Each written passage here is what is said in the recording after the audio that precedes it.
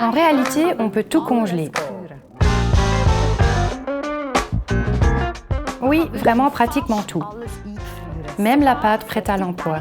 La pâte brisée, la pâte à gâteau s'il vous en reste, il suffit de la congeler dans son emballage. On la décongèle au frigo et la tarte sera un délice. La tresse aussi pose souvent problème. Que faire des restes? Les emballer ou les couper en tranches et congeler les tranches telles quelles. Il suffira de les mettre dans le grille-pain pour en avoir de belles tranches chaque matin. Cela marche aussi avec le gâteau. On peut aussi très bien congeler les fruits tels que les abricots, les quetchs, les cerises. Pour les baies, il est important de les congeler d'abord à l'unité sur une plaque, puis de les mettre dans les sachets.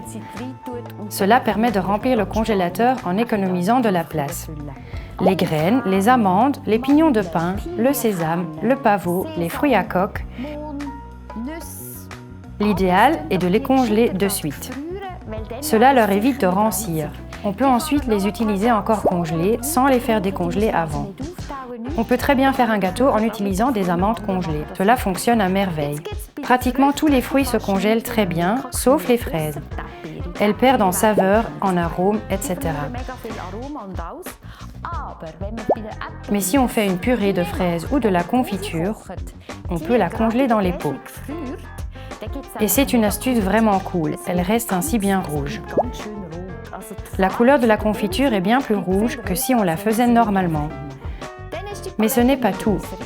Si l'on fait trop de sauce tomate, on peut aussi la congeler. Ou bien des rösti, des pommes de terre en robe des champs. Il suffit de les congeler et ils seront vite prêts. On peut aussi congeler des champignons, des morilles, mais honnêtement, je les trouve meilleurs séchés.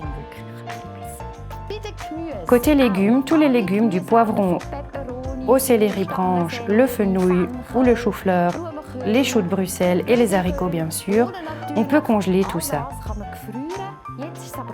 Ce faisant, il est fondamental de blanchir d'abord tous les légumes verts. Car les haricots notamment contiennent une enzyme, la phasine. La phasine est toxique et altère les légumes. On ne peut l'éliminer qu'en cuisant les légumes à l'eau bouillante. On les blanchit donc d'abord. Je vais vous montrer comment. J'ai lavé les haricots et je les ai effilés. Aujourd'hui, c'est facile, on n'est plus obligé de faire grand-chose. Les variétés actuelles n'ont presque pas de fil. Il est important de les tremper par portions afin que l'eau ne refroidisse pas trop. Je les mets dans l'eau bouillante, 2 à 3 minutes environ. Il faut avoir à côté un saladier d'eau glacée contenant des glaçons. Il faut en effet les refroidir brutalement ensuite. Ce qui est agréable pour les légumes verts, c'est que si je les blanchis avant de les congeler, leur couleur est beaucoup plus jolie. Je vois déjà la différence. Je les retire de l'eau au bout de 2 minutes environ.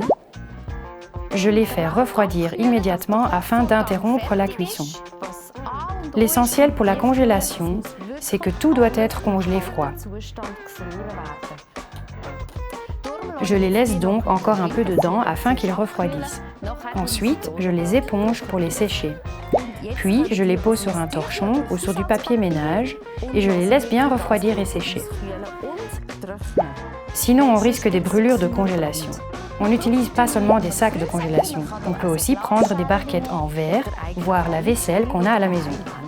Ce qui marche aussi, la viande hachée dans son emballage. Si on ne l'utilise pas le jour de son achat, il faut la congeler de suite. On peut la laisser décongeler ensuite 2 ou 3 heures au frigo. Cela vaut pour toutes les viandes, la charcuterie, etc. Encore un conseil de ma part. J'ai toujours des biscuits, des muffins, etc. au congélateur. Je peux les laisser décongeler 20 minutes à présent. Et je vous promets, ils auront le même goût que sortis du four. Pensez à tout étiqueter en mettant la date, le contenu et si possible le poids.